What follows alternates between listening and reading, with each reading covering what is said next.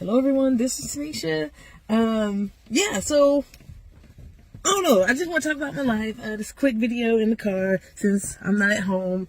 I'm out doing pet transport stuff. Had about 7 of them this week, but I wanted to make a quick video anyway because I just finished getting the opportunity to play against the St. Louis Gatekeepers, and I had a very, very good time, excellent time at the Super Derby Brothers tournament. I want to show y'all the shirt.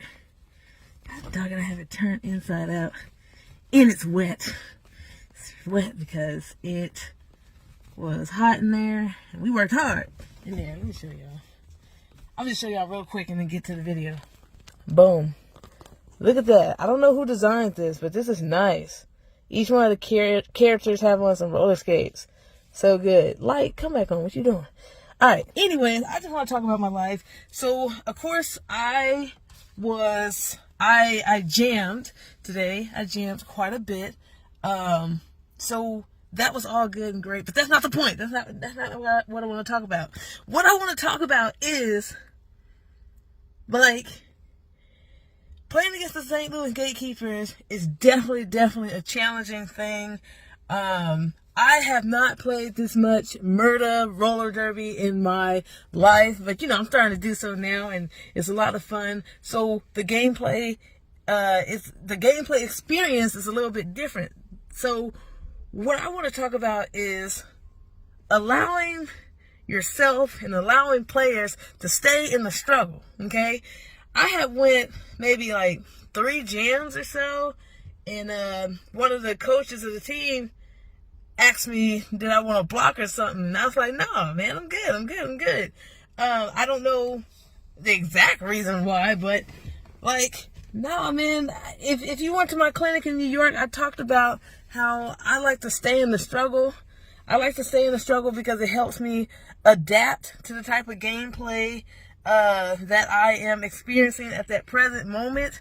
It's super important not to, like, today's game was like a fun game, right? So the fact that it was a fun game and it wasn't for rankings or anything like that, I particularly like to stay in the struggle because I like to solve puzzles and figure out how can I start getting myself to adapt quickly to the type of gameplay and level of gameplay that I am experiencing. That probably didn't make no sense. Let me run it back. Oh Lord. Okay. Basically what I'm trying to get at here is sometimes when you are in the struggle, which means you're not doing so hot at the very beginning of the game, it is fun to me to try to figure out how to adapt my gameplay to the experience that I am facing in the given moment. Okay, let me put another clarification in here. Y'all just got things to say. So if you don't have time to listen, don't listen. So another thing I want to get at here is these players need more than 2 to 3 jams to adjust their gameplay. So if you have your jammers on a 3 rotation, that person is not, I don't know. Y'all may disagree here. That person is not having the proper amount of time to adjust their gameplay at a 3 jammer rotation. I almost say if you have a player that particularly does well and for some reason they are not doing well at the start of the game, I almost say put them in more. Put them in more so they can figure out what they need to do to either bring themselves up to that level of play or make the proper adjustments utilizing offense or whatever they need to do within themselves, pull out new tricks, whatever, to get themselves going. So I almost say put that jammer in more so they can adjust their gameplay. And once they start having a few successes, then you can go back to that 3 jammer rotation. But if this is like your primary jammer and they're just not doing so hot at the start, I say put them in more. I don't know. Y'all might disagree on that.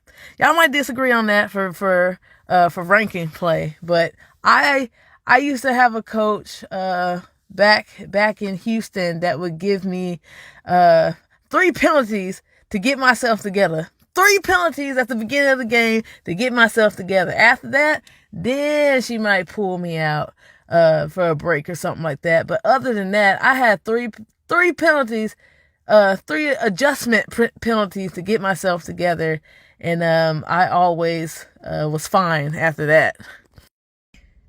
Now, if I would have went every other jam, I would have, like I said, I would have adapted a lot quicker. But I was going every third jam for the most part, and towards the end of the game, I started to figure it out a little bit better. So I was popping out a little bit quicker.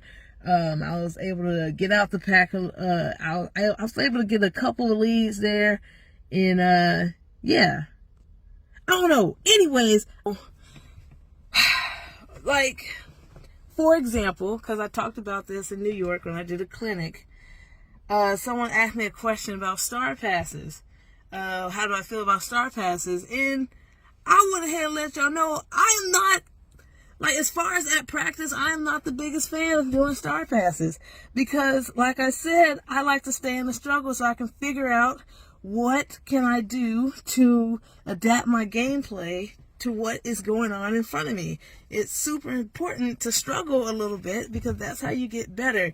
If you don't struggle in practice, when it hits you in gameplay, you know, there are some players that panic because they've never struggled ever at practice. So when they face a team that's a lot more difficult than them and they're not being as successful as they normally are at practice, they panic, or they don't have the ability to think through how to solve the problem that they're dealing with in that moment. What happens is players start to have mental breakdowns, mental jammer breakdowns, because it ain't, whatever they usually be doing ain't working. And then the brain shuts down, and then it doesn't know what to do. And then all of a sudden you are stagnant for the rest of the game. You're stagnant for the rest of the game. So instead of figuring out different ways of getting through and solving through a complex problem, the brain just locks up. It don't know what to do.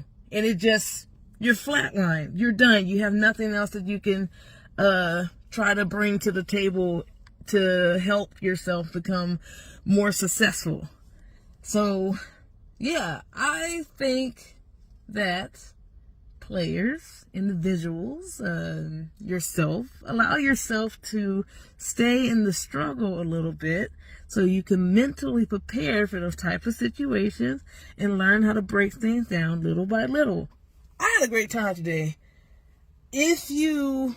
Well, I don't know if y'all can watch it. I think they did some of it live. But anyways, I'm happy with the game. I wish there was another half. I definitely think I was getting somewhere for real with the Gatekeepers. Like I said, it was a very good experience. I recommend everyone get a chance to go play or practice with the St. Louis Gatekeepers, or even the Beekeepers and stuff like that. I don't even know if I'm saying that right. The Beekeepers? All right, y'all can slap me in the face with it later in the comment section. Yeah, so I had a good time, and I would love to do it again. In fact, I do get a chance to do it again tomorrow. They have a Gatekeeper scrimmage that's going on, so I'm going to show up to that tomorrow.